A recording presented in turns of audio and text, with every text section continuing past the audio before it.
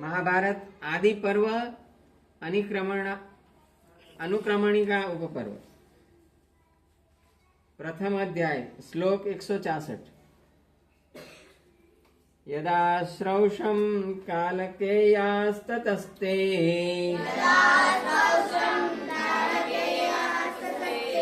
पौलो मानो वरदानाच्च दृप्तः देवैरजेया निर्जिताश्चार्जुनेन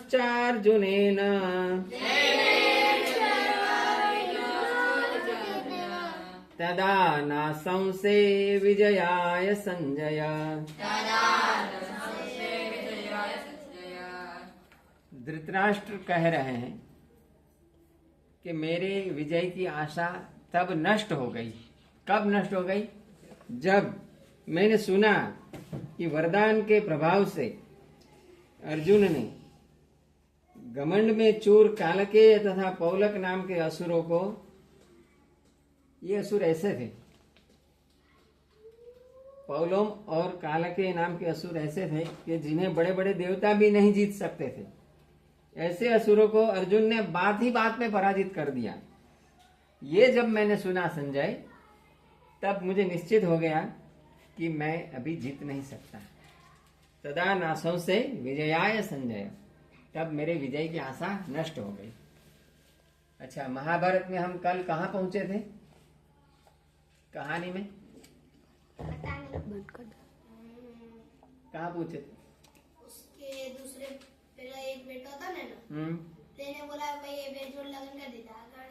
हाँ, चलो। धृतराष्ट्र का विवाह गांधारी से हुआ और पांडु का विवाह कुंती से हुआ।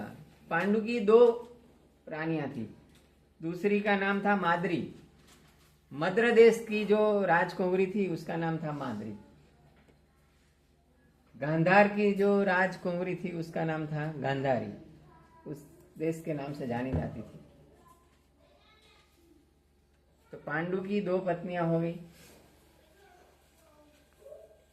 पांडु को एक बार ऋषि से शाप मिल गया, तो उस शाप के कारण पांडु राजधानी छोड़कर जंगल में बसने चले गए। और राज्य किसके हाथ में आया?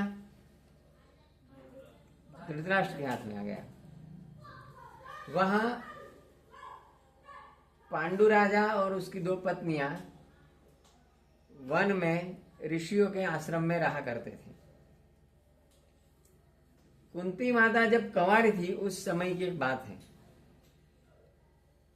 गांधार में उस समय दुर्वासा ऋषि पधारे। दुर्वासा का नाम सुना है? वे बहुत क्रोधी ऋषि हुआ करते थे। तो राजा ने दुर्वासा के क्रोध से बचने के लिए उनकी सेवा में अपनी पुत्री को ही लगा दिया, क्योंकि कुंती सेवा करने में बहुत कुशल थी। दुर्वासा ऋषि की कुंती ने बहुत अच्छी भली भांति प्रकार से सेवा की। बहुत दिनों तक दुर्वासा ऋषि रहे। उनकी सेवा से दुर्वासा ऋषि प्रसन्न हो गए। बाकी जहां दुर्वासा ऋषि जाते थे वहां किसी न किसी कारणवश वो क्रोधित हो जाते थे और शाप दे देते थे। लेकिन कुंती की सेवा से प्रसन्न होकर दुर्वासा ऋषि ने कुंती को वरदान दिए। कैसे वरदान दिए? कुंती को 5 वरदान दिए कि तू जिस देव का आह्वान करेगी उस देव को अपने पास बुला सकेगी और उस देव का जे पुत्र होगा। तो कुंती तो खुश हो गई। तो जब वो कंवारी थी उसी समय एक बार सवेरे सवेरे वो आंगन में बैठी थी। सूरज दादा ऐसे निकल रहे थे, तो वो अच्छी लगी धूप, तो एकदम से खुश हो गई। तो उन्होंने जो वरदान दिया था दुर्वासा ऋषि ने कि तुम जिस देव को चाहो बुला सकते हो, तो उस वरदान की सत्यता स्थापित करने का उसे मन हुआ। तो उन्होंने जो मंत्र सिखाए थे दुर्वासा ऋषि ने, उस मंत्र को पढ़कर उन्होंने सूर्य का आह्वान किया। तो सूर्य देव तो वहां साक्षात प्रकट हो गए। उस वरदान तो ऐसा था कि उस देव से तुम्हें पुत्र प्राप्त होगा। तो कुंती तो अभी उसकी तो विवाह भी नहीं हुआ था, तो घबरा गई। बोले अभी तो मेरा विवाह नहीं हुआ और मुझे पुत्र होगा तो उसको क्या करेंगे, तो घबरा गई। तो सूर्यदेव ने उन्हें आश्वासन दिया कि एक काम करो, तुम पुत्र को नदी में बहा देना, मैं उसकी संभाल कर लूंगा। तो कुंता ने फिर पुत्र को नदी में बहा दिया। वो नदी में तैरता तैरता वो बच्चा बहा दिया, माने ऐसे खुले में नहीं, एक पेटी बनाई लकड़े की, उसके अंदर सुलाकर बहा दिया। तो वो जो पेटी थी वो तैरती तैरती कहाँ आ गई, कौन सा वो नगर था, हस्तिनापुर, वहां आई। तो वहां का जो एक सारथी था उसका नाम था अधिरथ, वो सवेरे सवेरे नहाने गया था नदी में। तो उसने वो देखा कि दूर से कुछ ऐसे पानी के प्रवाह के साथ तैरता तैरता आ रहा है। तो वो उसके नजदीक गया तैरता तैरता, उसको पकड़ा तो वो तो पेटी थी, और उसके नजदीक गया तो देखा तो उसके अंदर से किसी बच्चे की रोने की ध्वनि आ रही थी। तो उसको तुरंत उठाकर बाहर ले आया। तो देखा तो अंदर सही में बच्चा था। तो वो तो एकदम से राजी हो गया, क्योंकि उसका ब्याह तो हो चुका था लेकिन उसको कोई संतान नहीं थी। तो वो तो ये संतान ईश्वर ने भेजा है, ऐसा करके वो राजी हो गया। घर जाकर उसको पत्नी को दे दिया, वो बच्चे को बोला कि ये हमें ईश्वर ने प्रसाद दिया है। तो उसको फिर वो बड़ा करने लगे दोनों पति पत्नी। वो कौन था, वो सूर्य पुत्र था। सूर्य को कुंती से जो पुत्र हुआ वो था। उसके अंग पर जन्म से ही कवच और कुंडल लगे हुए थे। जैसे हमारे जन्म से चमड़ी होती है ना शरीर के साथ, वैसे कवच और कुंडल जन्म से ही थे। युद्ध में कवच पहनते हैं आगे। तो वो तो अधिरथ तो खुश हो गया, चलो तो बहुत अच्छा हुआ, ये तो कोई दैवी संतान है। तो उसको बड़ा करने लगे। वो आगे जाके फिर कर्ण बना। उसको कहानी तो सबको मालूम है। हाँ, वो उसको पढ़ने की बहुत इच्छा थी। वैसे तो वो सूर्य का पुत्र था, लेकिन वो किसके घर में बड़ा हुआ, सारथी के घर में। वो अधिरथ था, वो सूत जाति का था, तो सूत पुत्र कहाने लगा। लेकिन वो तो वैसे तो कुंती का और सूर्य का पुत्र था, तो उसके अंदर तो सब तेज भरा पड़ा था। तो जैसे जैसे वो बड़ा हो गया, उसको शस्त्र विद्या सीखने का बहुत इच्छा हुई उसको, तो वो सीखने लगा। फिर शस्त्र विद्या उस समय सबसे अच्छी कौन सिखाता था, परशुराम। तो ढूंढते ढूंढते परशुराम के आश्रम में चला गया। परशुराम की एक शर्त रहती थी कि वो ब्राह्मण को ही विद्या सिखाएगा, क्षत्रिय को नहीं सिखाएगा। तो वैसे तो ब्राह्मण था नहीं, ये जो था कर्ण वो तो ब्राह्मण नहीं था, लेकिन उसको विद्या सीखने की इतनी इच्छा थी।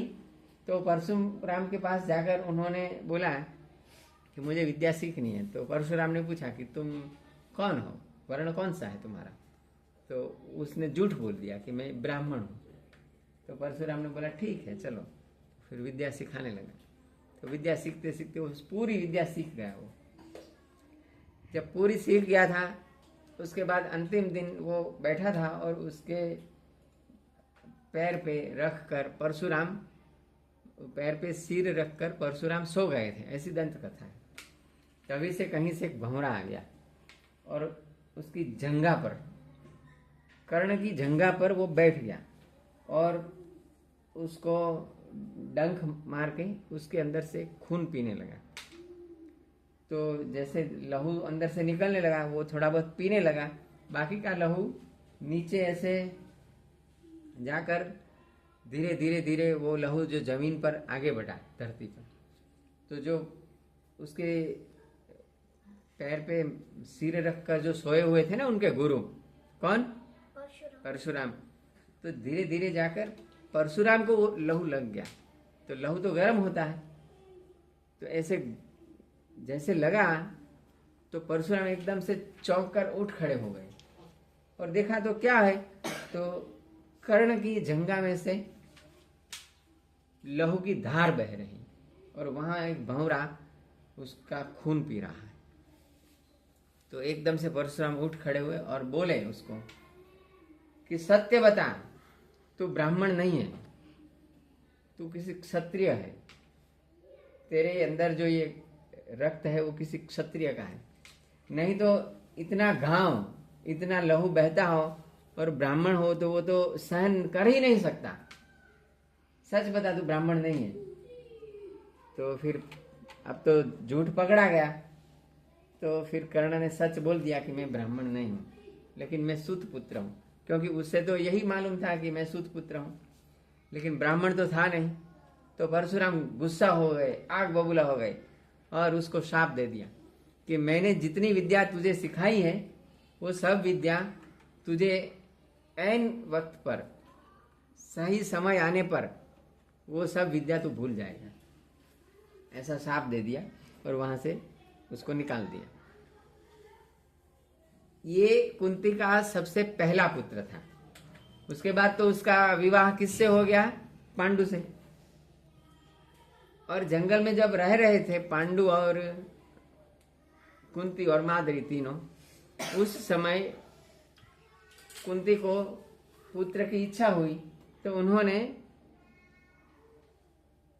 इंद्र भगवान का आह्वान किया। तो इंद्र से एक दूसरा पुत्र हुआ। नहीं, युधिष्ठिर के बाद कौन आता है? भीम। हाँ, तो वायुदेव का। बोलो। हाँ, वो थोड़ा काट देंगे उसको, हाँ, कहानी को, नहीं तो बहुत लंबी हो जाएगी, अब 12 साल तक पूरी नहीं होगी। हाँ, तो किसका आह्वान किया? वायु का। तो वायुदेव से जो पुत्र उत्पन्न हुआ उसका नाम था भीम। वायु जितना सामर्थ्यवान शक्तिशाली होता है, भीम भी वैसा सामर्थ्यवान शक्तिशाली हो गया। उसके आगे आगे जो कहानी है अभी फिर कल चलेंगे। कितना हो गया? बहुत आगे चलेंगे। Stop it.